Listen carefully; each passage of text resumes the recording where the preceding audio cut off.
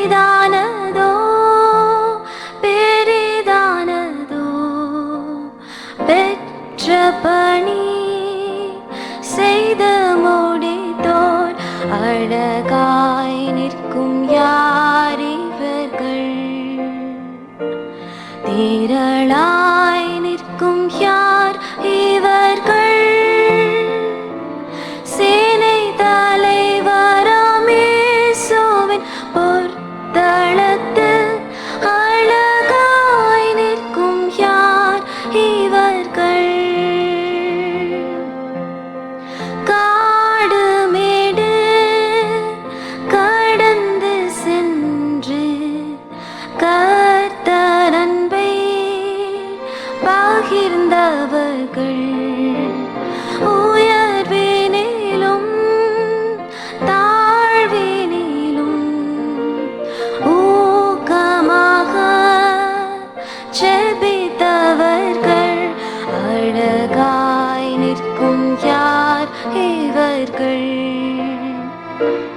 திரளாய் நிற்கும் யார் இவர்கள்? சேனை தலைவராம் இயேசுவின் பொற்தளத்தில் அழகாய் நிற்கும் யார் இவர்கள்? தனிமையிலும் வறுமையிலும் லாசரு போன்று நின்றவர்கள், யாசித்தாலும் போஷித்தாலும் விசுவாசத்தை காத்தவர்கள், அழகாய் நிற்கும் யார் இவர்கள்? திரளாய் நிற்கும் யார் இவர்கள்? சேனை தலைவராம் இயேசுவின் பொற்தளத்தில் அழகாய் நிற்கும் யார் இவர்கள்? சேனை தலைவராம் இயேசுவின் பொற்தளத்தில் அழகாய் நிற்கும் யார் இவர்கள்? Praise the Lord. முதல் சாட்சி sister Kalai Selvi. Testimonies of the family members. The first testimony, Sister Kalai Selvi. Pastor Victor மோகனுடைய எல்டர் சிஸ்டர் ಬ್ರದರ್ಸ್ ಡಾಟರ್. ಮೊದಲಾಗಿ ಇದಕ್ಕೆ ಸಾಕ್ಷಿ ಸಮಯ ಮೊದಲಾಗಿ ಅವರಿಬ್ಬರ ಕುಟುಂಬದವರಿಗೆ ಸೇರಿದಂತ ಸಾಕ್ಷಿ ಮೊದಲಾಗಿ ಪಾಸ್ಟರ್ ವಿಕ್ಟರ್ ಮೋಹನ್ ಅವರ ಸಹೋದರಿ ಕಲೈ ಸೆಲ್ವಿ ಅವರಿಗೆ ಸಾಕ್ಷಿಗೆ ಅವಕಾಶವು. அடுத்த Lissy கோல்டಾ. The next testimony will be from Sister Nisi Golda. ನಂತರವಾಗಿ ನಿಸಿ ಗೋಲ್ಡೆ ಎಂಬರಿಗೆ ಸಾಕ್ಷಿಯು.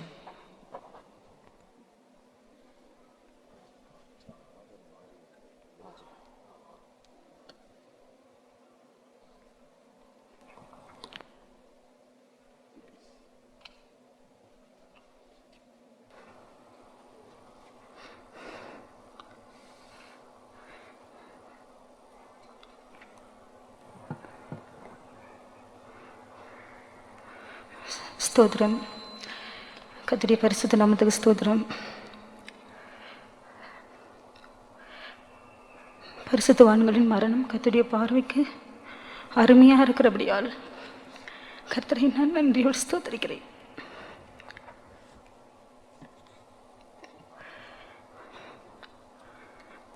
இந்த மரணத்தை நான் கேள்விப்பட்டபோது என்னால் சகித்து கொள்ளவே முடியவில்லை. ஆனாலும் தாவீது கர்த்தருக்குள் தன்னை திடப்படுத்தி கொண்டான் என்ற வார்த்தையின்படி கர்த்தரின் அதிகமாய் பலப்படுத்தினார். ஆண்டவருடைய வார்த்தையை தந்து கர்த்தரின் கிருபையினால் நிறைத்தபடியால் கர்த்தரை நன்றியோடு ஸ்தோத்திரிக்கிறேன். சித்தப்பா குறித்து சொல்ல வேண்டுமென்றால் அநேகம் உண்டு, ஆனாலும் நேரம் போதாதபடியினால் நான் என்னுடைய வார்த்தைகளை சுருக்குகிறேன்.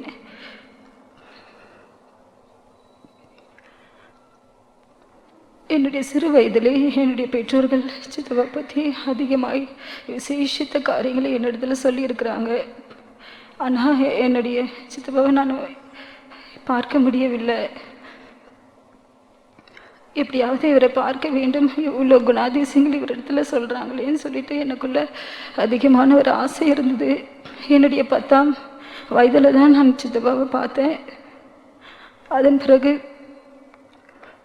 ஆண்டவருடைய அன்பை அதிகமாக ருசிக்க கர்த்தர் எனக்கு கிருபை தந்தார். அவரை முதலாவது நான் பார்க்கும்போது ஒரு தேவ சாயலை போல நான் கண்டேன். எனக்குள்ள அப்போ ஒரு எண்ணம் உண்டானது, சித்தப்பா போலயே நாமும் மாற வேண்டும் என்றதான ஒரு எண்ணம் எனக்குள்ள அதிகமாய் தோன்றினது.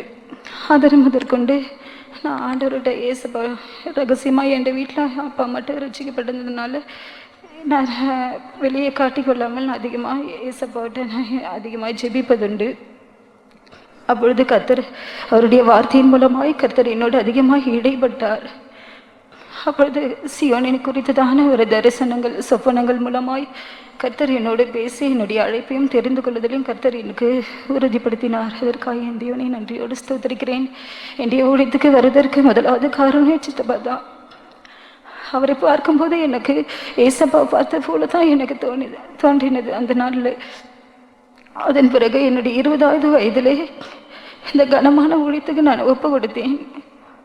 அப்போது சித்தப்பா சொன்னாங்க, நீ சின்ன வயசாக இருக்க, இன்னும் ஒரு 2 இயர்ஸ் போகட்டும், அதன் பிறகு நீ இந்த ஊழியத்துக்கு வா அப்படின்னு சொல்லிட்டு சொன்னாங்க. ஆனால் நான் ஏசப்பாட்ட பொறுத்தனை பண்ணிட்டேன், இந்த இயரில் நான் எப்படியாவது வந்துடுவேன் அப்படின்னு சொல்லிட்டு. கர்த்தரும் ஆண்டவருடைய வார்த்தையின் மூலமாக என்னோடு அதிகமாக எச்சரித்து என்னை நடத்தினார். அதற்காக கர்த்தரை ஸ்தோத்திரிக்கிறேன். அதன் பிறகு எனக்கு நான் ஊழியத்துக்கு எடுக்கப்பட்டேன். நான் அதன் பிறகு சித்தப்பாவை சந்தித்த பொழுது அவர் என்னிடம் முதலாவது கூறின வார்த்தை, நான் சித்தப்பா இருக்கிறேன்னு சொல்லிட்டு ஊழியத்தில் நீ என்னிடத்துல எந்த விதத்துலையும் என்னை சார்ந்து கொள்ளக்கூடாது, என்னுடைய ஞாபகமே உனக்கு வரக்கூடாது, முற்றிலுமாக உனக்கு இயேசுதான், வேற யாரும் உனக்கு இல்லை, எதை கேட்டாலும் நீ ஏசப்பாட்டு தான் கேட்கணும், என்கிட்ட ஒரு சின்ன காரியத்தை கூட என்கிட்ட கேட்கக்கூடாதுன்னு சொன்னார். அது முதற்கொண்டு நான் அதற்கு முன்பாக நான் ஒன்று மட்டும் உங்ககிட்ட கேட்குறேன், அதை மட்டும் எனக்கு கொடுங்க அப்படின்னு சொன்னேன். அப்போது என்ன வேணும் அப்படின்னு கேட்டார். எனக்கு ஒரு சின்ன வேதாகமும் எனக்கு வேண்டும் அப்படின்னு சொன்னேன். அப்போ சித்தப்பா சொன்னாங்க, நீ போய் இன்னைக்கு போய் ஜெபம் பண்ணு, கர்த்தர் உனக்கு சின்ன வேதாகமத்தை தருவார் என்று என்னிடத்து கூறிவிட்டார். அதன் பிறகு என்னுடைய பயிற்சி முகாமில் எல்லா திங்ஸும் மாற்றுவார்கள். அப்போது ஏசப்பா எனக்கு சின்ன வேதாகமம் எனக்கு வேணும், சித்தப்பா சொல்லியிருக்காங்க உங்ககிட்ட ஜெபிச்சா ஆண்டவர் தருவாருன்னு சொல்லிட்டு அவர்கிட்டையும் எதையும் கேட்கக்கூடாது என்று சொல்லியிருக்கிறாங்க. அதனால நீங்கள் எனக்கு அந்த வேதாகமத்தை எனக்கு தர வேண்டும் இயேசுவேன்னு சொல்லிட்டு நான் ஜெபித்து விட்டு நான் என்னுடைய பிரதிஷ்டிக்காக எல்லா பொருட்களையும் நான் வைத்தேன். அப்பொழுது அமைச்சு எல்லாரிடம் வேதாகமும் கொடுக்கும்போது நான் எப்படி நினைத்தினோ அதே மாதிரி அந்த சின்ன வேதாகமும் என்னுடைய கையில் நான் வாங்கினேன். அதை நான் பார்க்கும்போது எனக்கு கண்ட்ரோல் பண்ணவே முடியல. இப்படி தான் கர்த்தருடைய கரங்களில் நம்ம ஒப்பு கொடுத்து எல்லா காரியங்களையும் பெற்றுக்கொள்ள வேண்டும் என்று நான் நினைத்து அந்த வேதாகமத்தை நான் அவரை சந்திக்கும் பொழுது நான் அவரிடத்தில் காட்டினேன். அவர் ரொம்ப மிகவும் சந்தோஷப்பட்டார். இப்படி தான் நீ செய்ய வேண்டும், ஒவ்வொரு காரியத்தையும் ஏசப்பட்டு தான் வாங்கி நீ பெற வேண்டும், எந்த மனுஷத்தையோ எந்த வீட்டார்கிட்ட ஒரு திங்ஸ் கூட நீ வாங்கக்கூடாது, என்கிட்ட நீ ஒரு காரியத்தை நான் வாங்கக்கூடாது, நானும் உனக்கு கொடுக்க மாட்டேன் அப்படின்ட்டு சொல்லுவேன். அப்போ எனக்கு சொல்லிக் கொடுத்தார் ட்ரைனிங் பீரியடில். அது முதற்கொண்டு அவர் எனக்கு இது வரைக்கும் என்னுடைய உடுத்தின் பகுதியில் ஒரு சின்ன பின்னு கூட எனக்கு கொடுத்ததில்லை. எனக்கு பணத்தை கன்வென்ஷன் டயத்தில் என்னதில் காணிக்கை கொடுப்பாரு. அந்த காணிக்கை கொடுத்து விட்டுட்டு அவர் சொல்லுவார், முதலாவது நீ இதை எடுத்துக்கொண்டு நீ என்ன செய்வ அப்படின்னு கேட்பார். எனக்கு தெரியல அப்படின்னு சொல்லிட்டு சொன்னேன். இதை நீ கொண்டு போயிட்டு அங்குள்ள இன்சார்ஜ் பிரதர் சிஸ்டர்ஸ்கிட்ட கொடுக்கணும், அங்குள்ள சென்ட்ரல் பாஸ்டர் அம்மச்சிட்டு கொடுக்கணும், நீ பணத்தை கையில் வைக்கக்கூடாது அப்படின்னு சொல்லிட்டு எனக்கு சொன்னார். அதன்படியே இந்நாள் வரைக்கும் கர்த்தர் பணம் என்னுடைய கையில் வைக்காதபடிக்கு கர்த்தர் என்னை மட்டுமாய் பாதுகாக்கிறார். அவருடைய ஜெப ஜீவியத்தை குறித்து சொல்ல வேண்டுமானால் எனக்கு எப்பாவது ஒரு வருஷத்தில் ஒரு 3 டைம் அப்படி எடுப்பார். அப்போ எடுத்து என்னிடத்துல பேசும்பொழுது அவருடைய வார்த்தையில் பார்க்கும்போது எந்த ஒரு அனாவசியமாக எந்த ஒரு காரியத்தையும் பார்க்க முடியாது. ஏசப்பா பற்றி மட்டும்தான் அவர் என்னிடத்துல பகிர்ந்து கொள்வார். ஆண்டவர் என்ன பேசினாரு, நீ எவ்வளோ நேரம் ஜெபிக்கிறேன், வேதாகமம் வாசிக்கிறியா, பரிசுத்தவான்களுக்கு கீழ்ப்படுகிறியா, நடந்து பாருங்களுக்கு இளைப்பாறுதலாக இருக்கிறியா, அப்படி தான் என்னிடத்துல விசாரிப்பார். அப்போது நான் உனக்கு ஒரு சின்ன ஸ்டடி தரேன், இதை நீ எழுதி ஒவ்வொரு நாளும் இதை பயிற்சிக்க வேண்டும் என்று என்னிடத்துல சொல்லுவாங்க. அதன்படியே நான் அவர் எப்போ ஃபோன் எடுத்தாலும் என்னுடைய கையில் ஒரு டைரியும் ஒரு பெண்ணை வச்சுப்பேன். அப்போது அந்த ஸ்டடி எல்லாமே நான் எழுதி கொள்வேன். அப்போ கர்த்தர் என்னை எப்படிலாம் நடத்துகிறாரோ அந்த பாதை குறித்து அப்படியே அந்த வார்த்தைகளில் இருக்கும். அதை நான் பார்க்கும் பொழுது என்னால் சகிக்கவே முடியாது. இப்படி ஒரு தேவ மனுஷன் நம்முடைய குடும்பத்திலிருந்து ஆண்டவர் தெரிந்து கொண்டாரே என்று எனக்கு அது ஆனந்த கண்ணீர் வரும். அதன் பிறகு என்னுடைய பிரதிஷ்டையின் காரியத்தில் பார்க்கும்போது அவர் எனக்கு அடிக்கடி சொல்லுகிறதான ஒரு காரியம், வீட்டாரோடு எந்த விதத்துலேயும் தொடர்பு உனக்கு இருக்கக்கூடாது, அவர்களோடு நீ பேசக்கூடாது, ஃபோன் பண்ணக்கூடாது, இல்லைன்னா அவங்களுடைய காரியத்தை உங்களிடத்துல சொல்லுவாங்க, நீ பாரப்படுவ, ஊழியத்தை ஆண்டவர் மனதின்படி நீ செய்து நிறைவேற்ற முடிக்க முடியாது, அதனால் நீ வீட்டாரோட கான்டாக்ட் இருக்கக்கூடாது என்று எனக்கு எப்போல்லாம் ஃபோன் எடுக்கிறாரோ அப்போல்லாம் என் இடத்துல சொல்லுவாங்க. அதன்படி நானும் அதிகமாக அவங்களோட பேச மாட்டேன். நான் அது மாதிரி நிறைய காரியங்கள் பிரதிஷ்டையில் ஜெப காரியங்கள்லாம் எனக்கு சொல்லி தந்தார். நம்ம எதற்காக வந்திருக்கிறோம், நம்ம ஜனங்களுக்காக ஜீவனை கொடுக்க தான் வந்திருக்கிறோம். நம்ம ஜீவனை நம்ம எந்த விதத்தில் அதை சேமித்து வைக்கக்கூடாது. நல்ல ஜெபத்தில் போராடி ஜெபிக்க வேண்டும், ஆத்மாக்களுக்காக ஜெபிக்க வேண்டும். எத்தனையோ பேர் கஷ்டப்படுறாங்க, அவங்களுக்காக நீ ராக்காலங்களில் அவங்களுடைய பெயர்லாம் எழுதி வைத்து உன்னுடைய கட்டிலில் வைத்து நீர் எப்போதும் உன்னுடைய கட்டிலில் அந்த நேம்ஸ்லாம் இருக்கணும். Chief bosses names, centre bosses names, believers, எல்லா ஒர்க்கர்ஸ் எல்லாருடைய நேம்ஸு நீ ஒவ்வொரு நாளும் நீ வாசித்து ஸ்தோத்திரம் பண்ண வேண்டும். தனிப்பட்ட விதத்தில் நீ இதை செய்ய வேண்டும். கர்த்தர் உன்னோடு கூட இருப்பார் என்று என்னோடு பேசுவார். அவரிடத்துல பேசும்போதெல்லாம் எனக்கு பெரிய இளைப்பாறுதலை நான் உணர்ந்திருக்கிறேன். சமீபத்தில் கூட அவர் வியாதிப்பட்டார். இந்த பெங்களூர் சென்டரில் வந்து அவர் என் இடத்துல எந்த ஒரு காரியத்தை சொல்லலை. நான் பரமக்குடி கன்வென்ஷனுக்காக போயிட்டு இருக்கும்போது அங்குள்ள மதுரை சிஸ்டர்ஸ் என் இடத்துல சொன்னாங்க, பாஸ்ட்டுக்கு முடியல, உனக்கு தெரியுமா அப்படின்னு சொல்லிட்டு. எனக்கு ஒன்றும் தெரியாதுன்னு சொன்னேன். உடனே நான் வந்து அமைச்சிட்ட பெர்மிஷன் கேட்டு சித்தப்பாவுக்கு ஒரு ஃபோன் எடுத்துக்கிற முடியல அப்படின்னு சொல்லிட்டு நான் கேட்ட பொழுது அவங்க உடனே எனக்கு எடுத்து கொடுத்தாங்க. அப்போ நான் வந்து அவரோட தொடர்பு கொண்டேன். அப்போ அவர் என் இடத்துல பகிர்ந்த ஒரு காரியம், கர்த்தர் என்னை மரணத்தை ஜெயிக்கும்படியாய் கர்த்தர் எனக்கு உதவி செய்தார் என்று இடத்துல சொன்னார். நான் உடனே சந்தோஷப்பட்டேன். அதிலேயே மறித்து போயிருந்தால் அதில் ஒரு நல்ல ஒரு சாட்சி இருந்திருக்காது. ஆனாலும் கர்த்தர் அந்த மரணத்தை ஜெயிக்கும்படியாய் கர்த்தர் உதவி செய்தார். அதற்காக கர்த்தரை நன்றியோடு ஸ்தோத்தரிக்கிறேன். அவர் போனதான அந்த பாதையில் பிரதிஷ்டை, ஜெபஜீவியம், இப்படிப்படிதான நல்ல காரியங்கள், நல்ல குணங்களை நானும் பெற்று இந்த ஊழியத்தில் சந்தோஷமாய் என்னுடைய ஊழியத்தை நிறைவேற்றி முடிக்க நீங்கள் யாவரும் ஜெபிக்குமாறு என்னுடைய சாட்சியை முடிக்கிறேன். கர்த்தருக்கு ஸ்தோத்திரம். அடுத்த சிஸ்டர் லிசி கோல்டா. சாட்சி சொல்றவங்க தயவு செய்து சுருக்கமாக சொல்லுங்க. அதுக்கு அடுத்த சண்முகம். கர்த்தருடைய பரிசுத்த ஸ்தோத்திரம். கர்த்தர் கூட இந்த நேரம் நிறுத்தினதுக்காக ஸ்தோத்திரிக்கிறேன். எனக்கு இவர் ஒரு பெரிய அப்பாவாக இருந்தார். ஆனால் ஆவிக்குரிய பகுதியில் எனக்கு ஒரு நல்ல தகப்பனாய் காணப்பட்டார். என்னுடைய ஊழியத்தின் நாட்களில் அவர் போனதான காரியங்களை குறித்து நான் கேள்விப்பட்டது உண்டு. அதிகமாக நான் அவரோடு பேசினது கிடையாது. ஆனாலும் அவர் போன பாதைகளை குறித்து நான் அதிகமாக கேள்விப்பட்டதுண்டு. அதை போனதான பாதையில் நாமும் போக வேண்டும் என்று தானே வாஞ்சியை கொண்டு அந்த சியோனுக்கென்று நானும் அழைப்பு பெற்று ஊழியத்துக்கு கனமான ஊழியத்துக்கு வர உதவி செய்தார். அவரோடு நான் இருந்ததான நாட்கள் மதுரையில் நான் ட்ரைனிங் முடித்து மதுரைக்கு போகவும் அவர் அங்கே வந்து 2 காலமாக நான் மதுரையில் ஊழியம் செய்யும்போது அவரோடு கூட இருந்ததான நாட்கள் மிகவும் கொஞ்சம் அவர் அதிகமாக ஜெப காரியங்களில் உண்மை உள்ளவராகவும் அவர் எங்களுக்கு ஜெபிக்கிறதான 6 மணி ஜெபங்களை ஜெபிக்கிற வார்த்தைகள் எங்களுக்கு மிகவும் ஆறுதலாய் காணப்படும். அவர் ப்ரைஸிங்கில் உண்மை உள்ளவராக இருந்தார். முடியாத நேரத்திலும் கூட ப்ரைஸிங்கில் கனம் பண்ணக்கூடிய தகப்பனாய் காணப்பட்டார். அவர் ஜெபத்திலையும் ஜோரத்தில் இருந்தாலும் கூட வந்து 6 மணி ஜெபமானாலும் சரி, சாயந்தரம் 6 மணி ஜெபமானாலும் சரி, நைட் ப்ரைஸிங் ஆனாலும் கண்டிப்பாக வந்து கலந்து கொள்வார். அந்த காரியத்தில் எங்களுக்கு தகப்பன் முன்மாதிரியாய் அங்கே காணப்பட்டார்.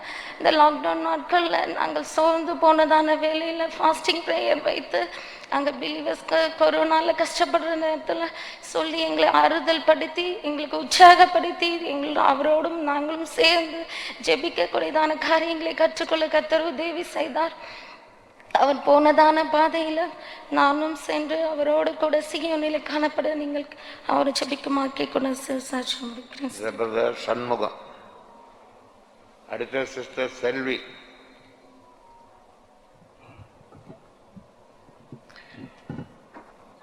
கர்த்தருடைய பரிசுத்த நாமத்திற்கு ஸ்தோத்திரம். அடியேனை கூட இந்த பரிசுத்தவான்கள் மத்தியிலேயும் மகா பெரிய சபையிலேயும் இயேசுவை குறித்து என்னுடைய அண்ணன் பாஸ்டர் விக்டர் மோகன் அவர்களை குறித்து இந்த இடத்திலே சாட்சி சொல்ல தேவன் எனக்கு செய்த இந்த ஸ்லாக்கியத்துக்காக நான் தேவனை மறுபடியும் ஸ்தோத்தரிக்கிறேன். நாங்கள் இயேசு கிறிஸ்துவை அறியாத ஒரு இந்து குடும்பத்தில் பிறந்து வளர்க்கப்பட்டோம். என்னுடைய தகப்பனார் அந்த ஊரிலே ஒரு பெரிய மனுஷனாக இருந்தபடியால் அங்கே இருக்கிற ஹிந்து டெம்பிள், அதில் இருக்கிற எல்லா சிலைகள் படம் எல்லாம் என்னுடைய அப்பா அங்கே வாங்கி கொடுத்தது தான். அப்போது அவ்வளோ வைராக்கியமாக இந்தியிலே நாங்கள் காணப்பட்டோம். என்னுடைய அண்ணன் கூட அப்படி வைராக்கியமாக இருப்பார். கர்த்தருக்கு ஸ்தோத்திரம். கர்த்தருடைய மகா பெரிய கிருபையினால் எங்களுடைய குடும்பத்தை கர்த்தர் ரட்சித்தார். கர்த்தருக்கு ஸ்தோத்திரம். நாங்கள் 3 சகோதரர்கள். என்னுடைய பெரிய சகோதரர் அவர் சண்டே கிளாஸ் ஹெட் மாஸ்டராக இருந்து கடைசி நாட்களில் இந்த பெருங்குற்று ஒரு ஃபெய்த்தோம் இருக்கிறது, எங்களுடைய நேட்டிவ் பிளேஸ், அங்கு அவர் மரித்தார். கர்த்தருக்கு ஸ்தோத்திரம். 2வது பாஸ்டர் விக்டர் மோகன், 3வது நான். கர்த்தருக்கு ஸ்தோத்திரம். என்னுடைய அண்ணனை குறித்து சொல்ல வேண்டுமானால் இன்று பத்தாது, பல மணி, பல நாட்கள், பல மாதங்கள் நான் அண்ணனை குறித்து அதிகமாக பேசிக்கொண்டிருப்பேன். என்னுடைய அலுவலகத்தில் கூட என்னுடைய அண்ணனை குறித்து நான் சாட்சி சொல்வேன். இவர் இப்படி இருந்தார், இப்படி ஆகினார், அப்படி பல சாட்சிகள் சொல்லும். இருப்பினும் குறிக்கப்பட்ட நேரம் எனக்கு கொஞ்ச காலம் கொடுக்கப்பட்டதுனால என்னுடைய சாட்சியை நான் சுருக்க விரும்புகிறேன். கர்த்தருக்கு ஸ்தோத்திரம். பள்ளி பருவத்திலே நான் என் அண்ணன் சைக்கிள் செல்வோம். என்னுடைய 3 அண்ணன்கள். கர்த்தருக்கு ஸ்தோத்திரம். என் அண்ணனை ஏற்றி கொண்டு போவார். கர்த்தருக்கு ஸ்தோத்திரம். ஸ்கூலில் எங்கள் அண்ணன் தான் கிளாஸ் ஃபஸ்ட் இருப்பார். ப்ராக்ரஸ் ரிப்போர்ட் அப்பெல்லாம் கொடுப்பாங்க. That is in 870s.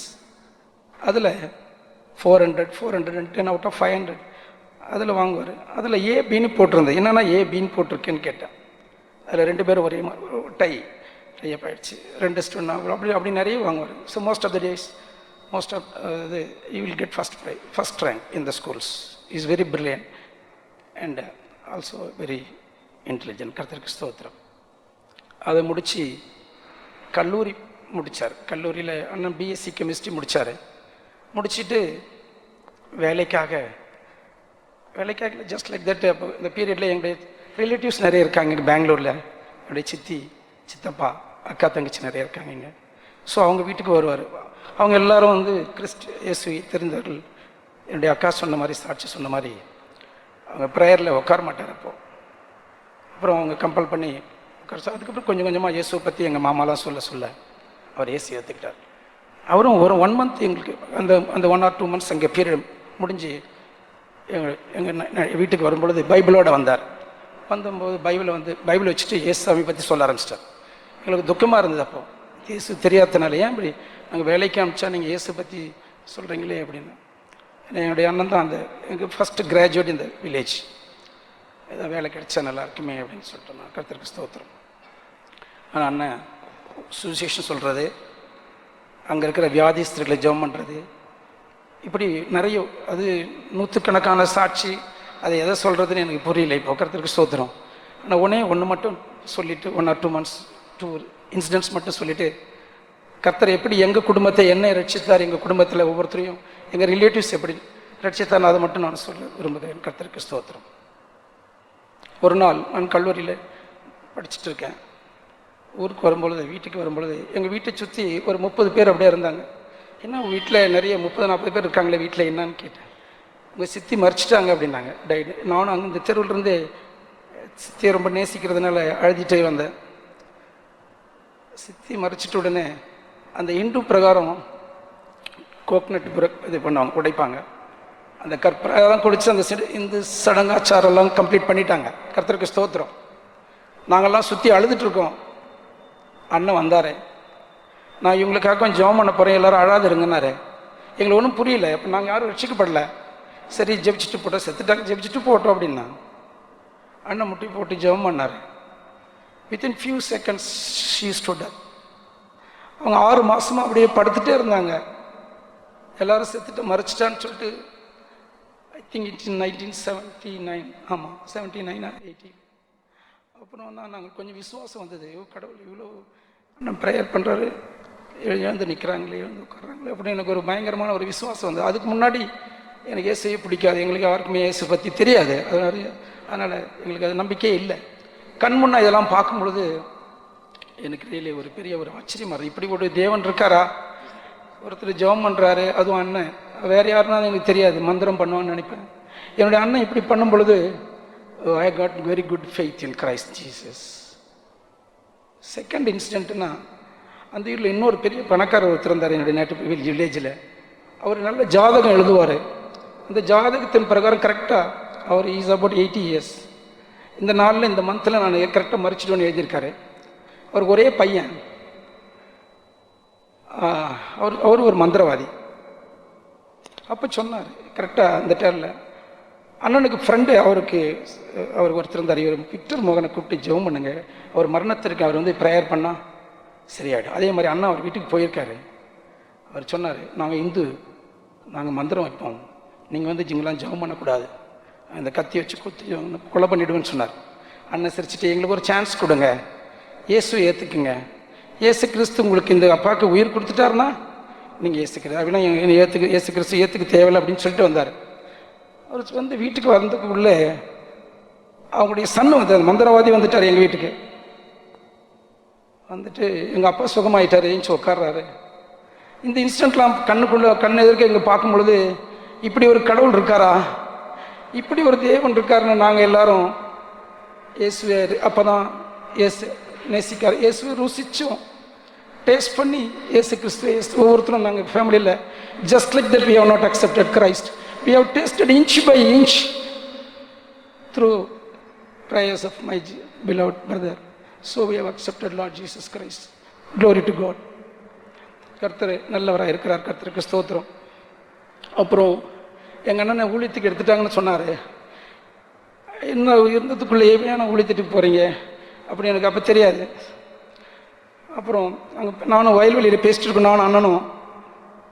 அப்போ ஒரு போஸ்ட்மேன் வர்றாரு. போஸ்ட்மேன் அது யாருக்கும் தெரியாது. போஸ்ட்மேன் ஒரு கவரை டெலிவர் பண்ணுறாரு. அந்த கவரை பிரித்து பார்க்கும்போது அதில் அண்ணனுக்கு ஒரு அப்பாயின்மெண்ட் ஆர்டர் வந்திருக்கு இந்தியன் பேங்க்கில் 79.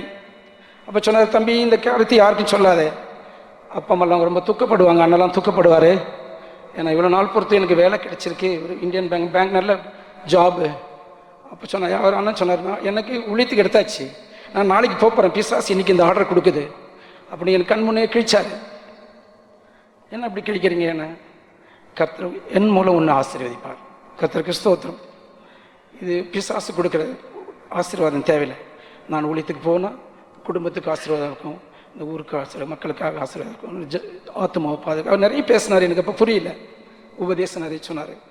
கர்த்தருக்கு ஸ்தோத்திரம். இப்படியா ஸ்டெப் பை ஸ்டெப்பாக நாங்கள் குடும்பத்துக்கு, எங்கள் குடும்பம் எல்லாரும் கிறிஸ்துக்குள் வர எங்கள் அண்ணன் ஒரு எக்ஸாம்பிளாக இருந்தார். கர்த்தருக்கு ஸ்தோத்திரம். எந்த சாட்சி சொல்கிறது எதுன்னு தெரியல, நிறைய சாட்சி இருக்குது. எங்களுக்கு என்னெல்லாம் பிரச்சனையோ கஷ்டமோ எதெல்லாம் வரும்பொழுது நான் அண்ணனை தான் ஜீசஸ் தான் நினச்சிட்டு இருப்பேன். ஏன்னா இவர் கடவுள் கூட இருக்கிறதுனால இவர் தான் எனக்கு ஸ்ட்ரெயிட்டாகவே whatever he speaks God will hear. So I have very close connection with him, though he is away from my house. every now and then I used to remember my brother only instead of Christ. அதனால் இன்னும் கர்த்தர் இப்போ எடுத்துட்டாருன்னு தெரியல.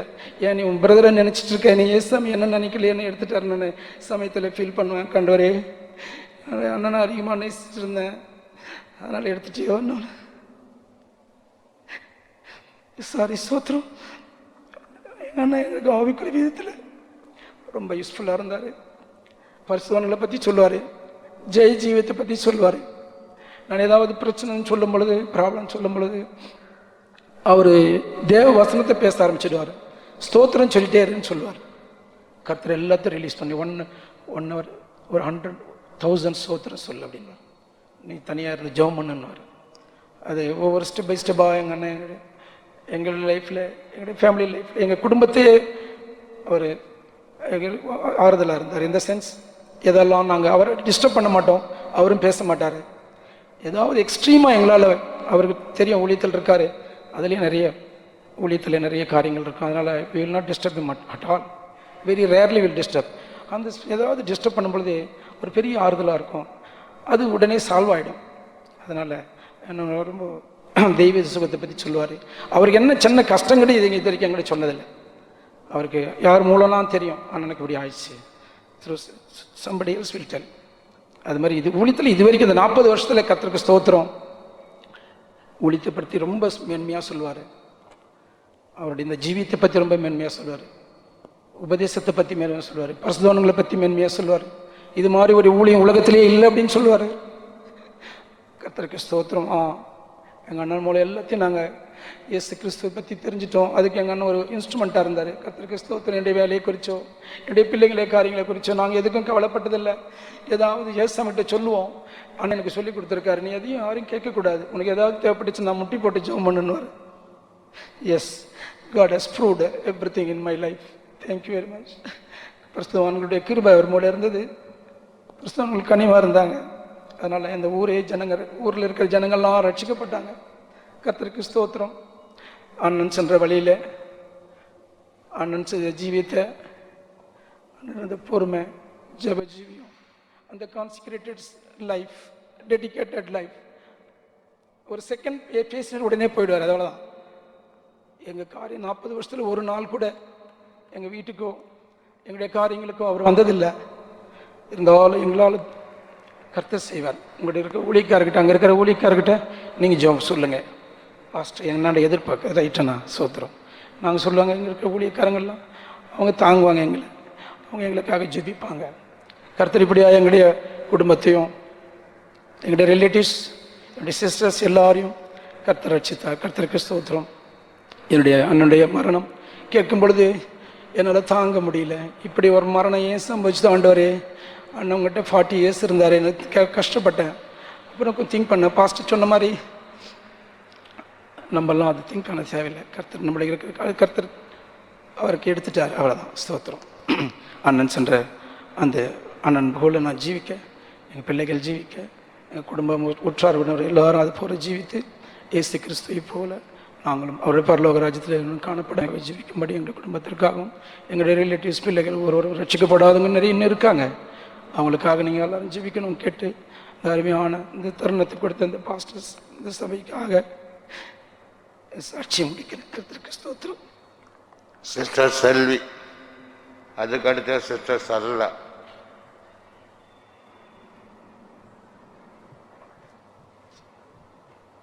கர்த்தருடைய பரிசுத்த நாமத்திற்கு ஸ்தோத்திரம்.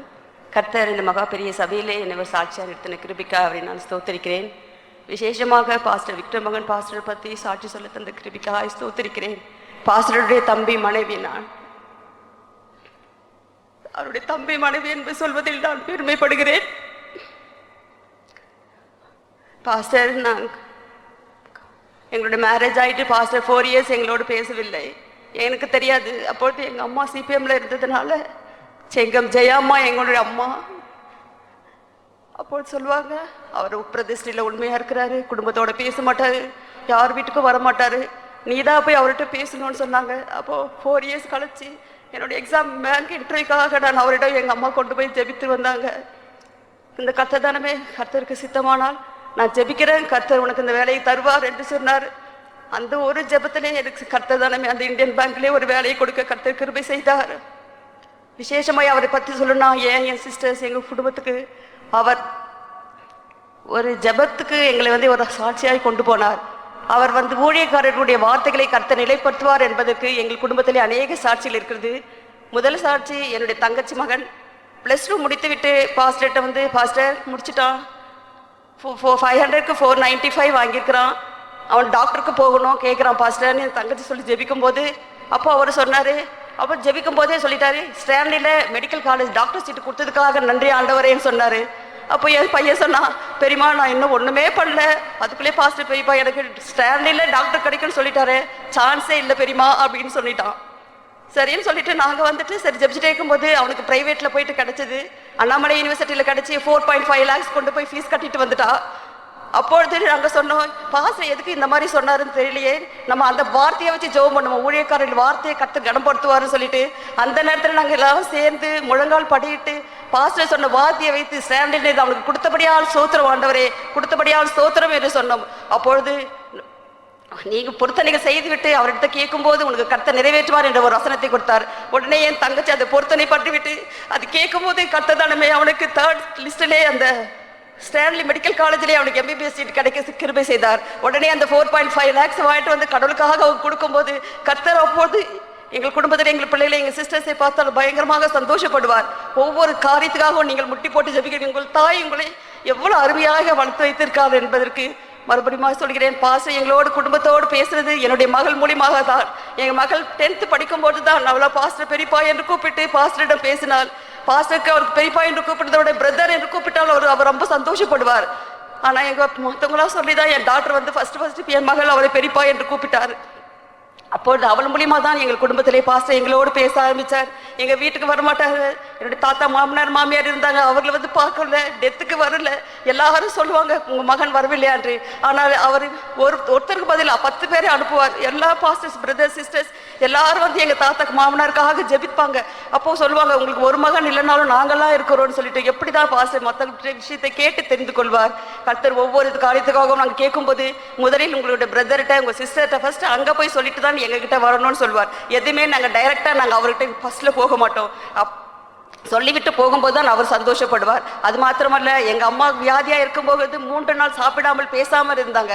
அப்போ வியாதிக்கு சுகம் கொடுக்க தேவன் பாஸ்டர் எனக்கு தெரியும். பாஸ்டர் ஜெபத்தை கேட்டு எங்கள் குடும்பத்தில் நிறைய வியாதிகள் நிறைய சுத்தமா இருக்குது. சரி கடைசி இடத்துல பாஸ்டர்கிட்ட ஜெபிப்போன்னு சொல்லிட்டு கேட்கும்போது பாஸ்டர் ஜெபித்து போராடி எங்க அம்மாவை பேச வச்சார். அப்போ எங்க அம்மா சொன்னாங்க, பாஸ்டர் நான் 3 நாள் சாப்பிடாம பேசாம இப்படியே போயிடணும்னு நினைச்சேன், ஆனா நீங்க ஜெபம் பண்ணி என்ன பேச வச்சுட்டீங்க பாஸ்டர்னு சொன்னாங்க.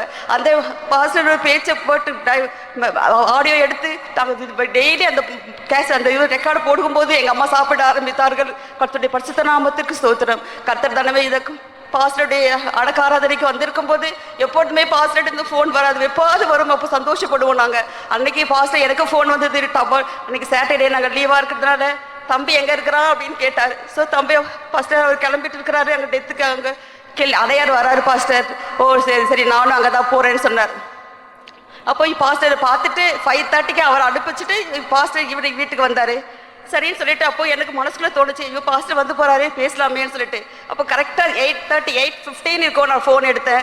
பாஸ்டர் கொஞ்சம் நல்லா பேசிட்டே வந்தாரு. அடக்க ஆராதனை பத்தி சொன்னாரு, ஜெபத்தை பத்தி சொல்லிட்டு அப்புறம் இந்த பிள்ளைகளை பத்தி அப்பதான் எங்களை கேட்டாரு. என் பையன் இப்போ MS படிச்சுட்டு இருக்கிறான், அவனை பத்தி கொஞ்சம் கேட்டாரு.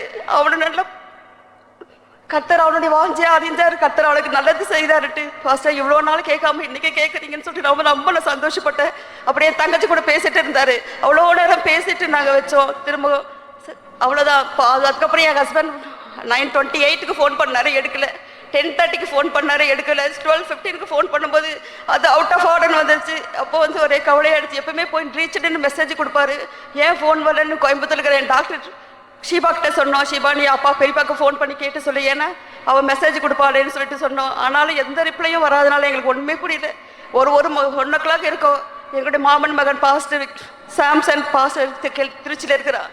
எங்கள் பாஸ்டர் அவர் ஃபோன் பண்ணி, அக்கா அண்ணாக்கு என்னவோ தெரியல கேட்டிங்களாக்கா, விஷயம் தெரியுமான்னு கேட்கும்போது தான் தெரியுது. ஆனாலும் நாங்கள் எங்கள் ஹஸ்பண்ட்டை வந்து எதுவுமே சொல்லலை. அவர்கிட்ட சொல்லாமல் நாங்கள் சைலண்ட்டாக இருக்கும்போது 6:30க்கு அவர்கிட்ட மொபைல் கொடுத்த உடனே மொபைலில் ஃப்ளாஷ் நியூஸில் பார்த்துட்டு அப்பொழுதுதான் அவருக்கு தெரிந்தது. ஆனாலும் கடைசி நேரத்தில் கர்த்தர் அவரோடு கூட இருக்கவும் அவரோடு பேசவும் கர்த்தர் எங்களை கிருபை செய்தார். அவருடைய பாதையை அது முட்டி போட்டு ஜெபம் பண்ணுறது, மூளை சாதிக்காதது முழங்கால் சாதிக்கும்னு சொல்வார். அதுபோல் அந்த முழங்காலில் நாங்கள் அந்த முழங்காலை ஜெபித்து நாங்கள் ஒவ்வொரு காரியத்தையும் பெற்றுக்கொள்ள கர்த்தர் கிருபை செய்தார். அவருடைய எல்லா வாஞ்சையும் அவர் எப்படி எங்களை நடத்தினாரோ, எப்படி நாங்கள் இருக்க வேணும்னு நினைத்தாரோ அதுக்கு ஏற்றுமா நாங்கள் கீழ்ப்படிந்து கடைசி வரலையும் மரணம் முடிவடைந்தும் அவருடைய வார்த்தையை கேட்டு நாங்கள் ஒவ்வொருவரும் ஜீவிக்க நீங்கள் யாவரும் எங்களுக்காக ஜெபிக்கும்படி கேட்டுக்கொண்டு சாட்சியை முடிக்கிறேன். கர்த்தருடைய பரிசுத்த நாமத்திற்கு ஸ்தோத்திரம். அடுத்த சிஸ்டர் சரளா, அதுக்கு அடுத்த சிஸ்டர் அருள் மலர்.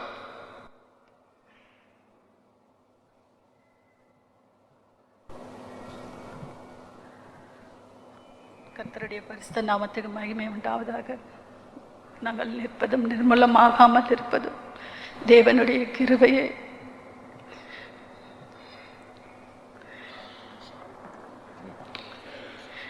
சித்தப்பா எனக்காவது விக்டர் மகன் பாஸ்டர். எங்கள் அப்பா பெரியவர், இவர் ரெண்டாவது, இன்னொருத்தர் சண்முகன் சித்தப்பா.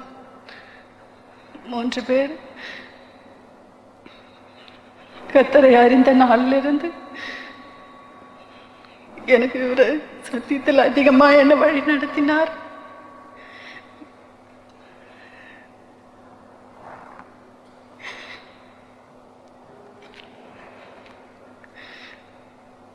ஃபோன் பண்ணி கேட்கும்போது கூட இப்படி இருக்கம்மான்னு தான் கேட்பாரு. நல்லா இருக்கேன் பாஸ்டர், கர்த்தருடைய கிருபையில். பிள்ளைங்களை நீ எப்படி வளர்க்குறியோ, நீ எப்படி நடந்துக்கிறியோ அது மாதிரி தான் பிள்ளைங்களை இருப்பாங்கன்னு சொல்வாரு.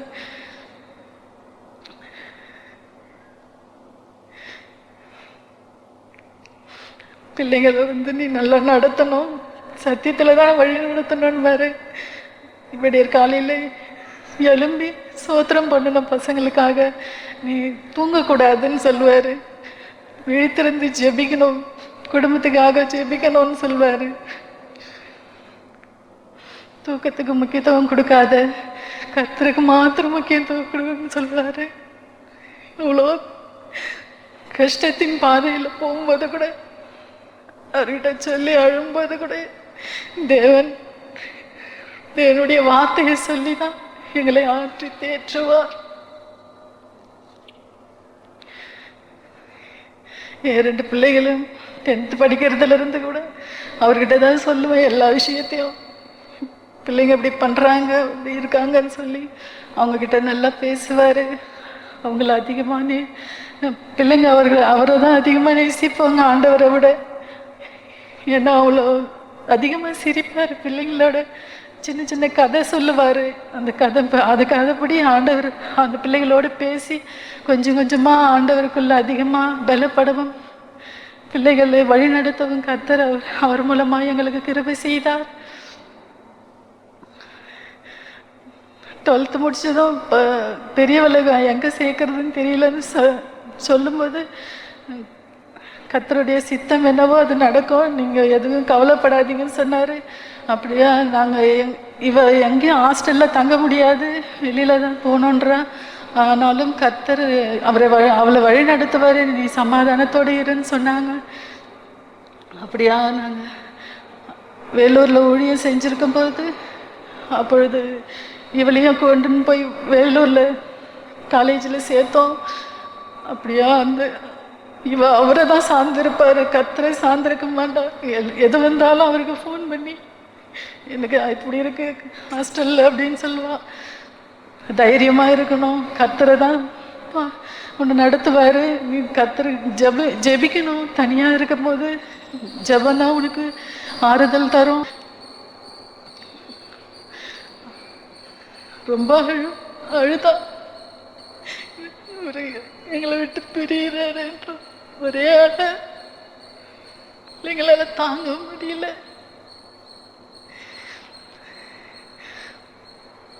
நேற்று காலையில் கிளம்பி நாங்கள் ஆம்பூர் வந்தோம். உள்ளே விட மாட்டேன்ட்டாங்க. நான் எப்படியாவது எங்கள் சித்தப்பாவை பார்த்தே தீரணும்னு சொல்லிட்டு உள்ளே போயிட்டேன். நான் மாற்றில் போய் பார்க்கும்போது என்னால் தாங்கிக்கவே முடியல. சரி, ஃபுல்லாக பிளட்டு. இங்கே எங்கள் பசங்களும் கத்துறாங்க, கத்தி அழணும், என்னை விடுமான்றாங்க. ஆனாலும் கத்துற அங்கே இருந்து கடைசி வரைக்கும் அவரை வழி அனுப்பிட்டு இன்னைக்கு காலையில் தான் நாங்களும் கிளம்பி வந்தோம். கர்த்தர் கிருபையா அவர் சென்ற பாதையில் நாங்களும் நடக்கணும். எங்களுக்காக அவரும் ஜெபிக்கும்படி சிறு சாட்சியம் முடிக்கிறேன். கர்த்தருடைய பரிசுத்த நாமத்துக்கு மகிமை உண்டாவதாக. அடுத்த sister Arul Malar.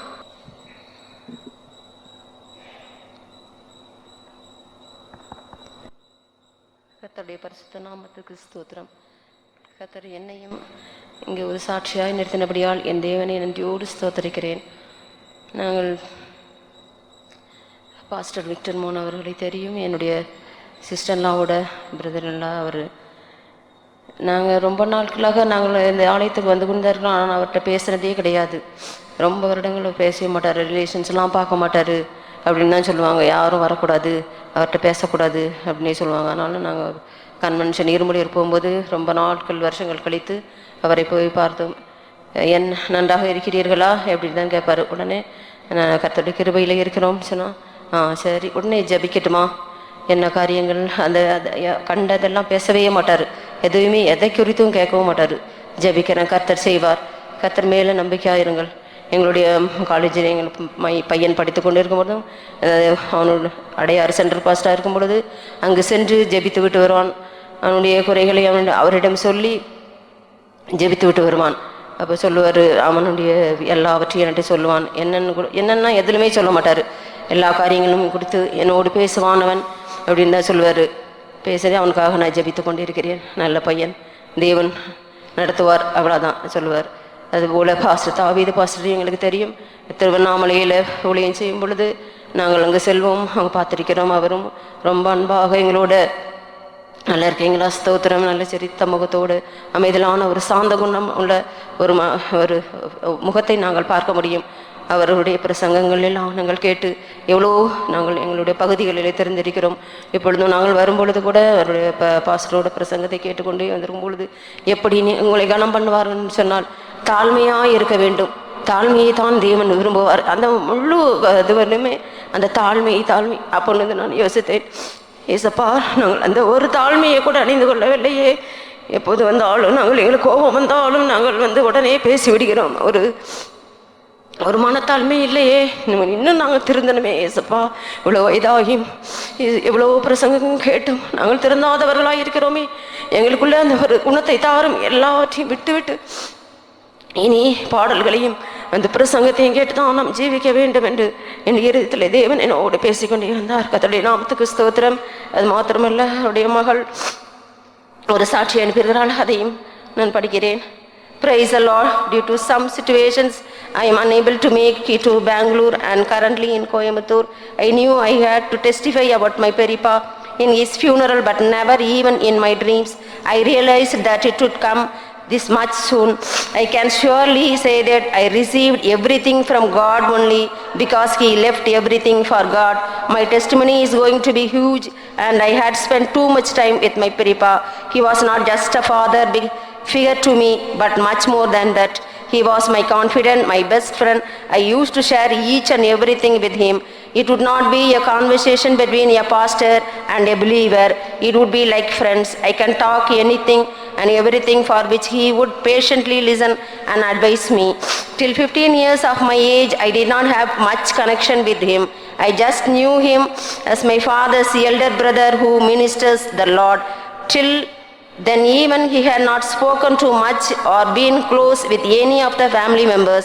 But during my 10th standard, I grew closer to him. For all of my exams, he would earnestly pray for me and told me that I should remove my jewels if I get school first.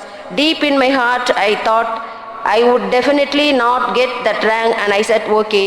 Surprisingly, I got school first in 10th, and on the same day I removed my jewels. Since then, I started getting attached to him and our church principals. I got district first in my 12th and even got medical seat in KMC, Chennai, but he told me not to accept it and asked me to opt for engineering. I obeyed his word and went for engineering counseling. From the time I went into my counseling till I got that one seat which was available for the house I desired, he was on his knees praying to God. All throughout my college days, he guided me with the word of God. He taught me how to overcome world and temptations during my adulthood. I have shared so many things with him, not even with my parents. Not even once he judged me, but constantly telling me about the love of God. I successfully completed my graduation and got placed in a good company. Then came the church for my partner. This is the most important phase a girl's life. How and with whom she settles her life decides the rest of her life. My parents were searching for a partner for a long time, but I did not get peace. I heard for many for any of the alliances that came for me. In fact, they decided to church in other churches as well. But I was very adamant in getting married to a TPM believer who knows the love of Christ and has been both water and spirit baptized. Every day I would call him and cry, and he would console me saying, God will definitely not let me down.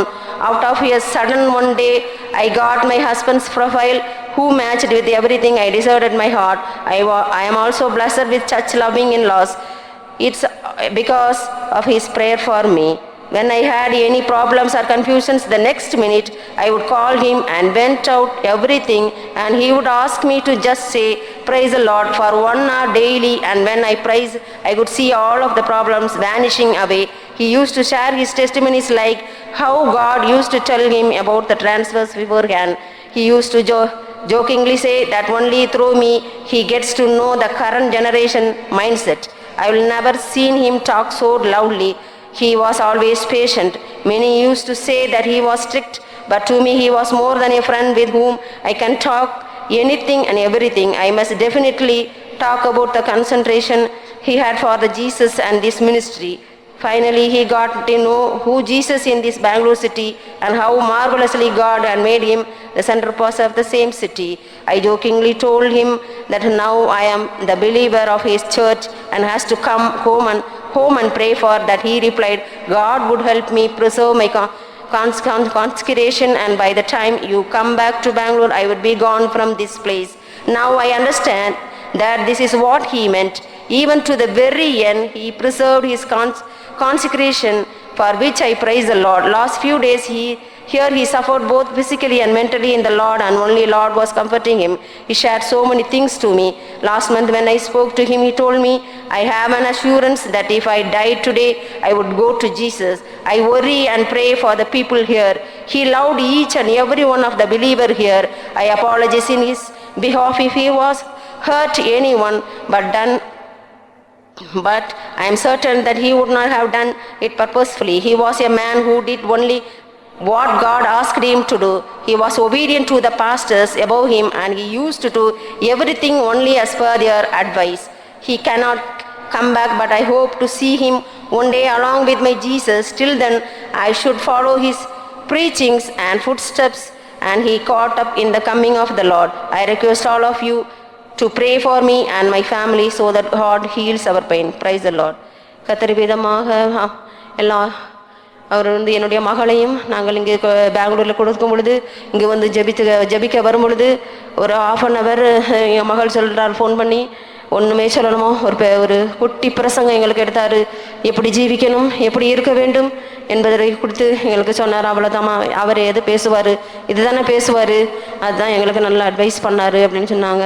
என்னுடைய சிஸ்டர்லாம் அவங்களுடைய ஷீபாவும் இப்போ சாட்சி அனுப்புனதை, ஷீபாவும் இங்கே தான் இருக்கிறார்கள், இந்த ஃபெய்தமுக்கு தான் வருவாங்க. கதை தான் எல்லா காரியத்தையும் கர்த்தர் பொறுப்பெடுக்க வேண்டும். கர்த்தருடைய நாமத்திற்கு ஸ்தோத்திரம்.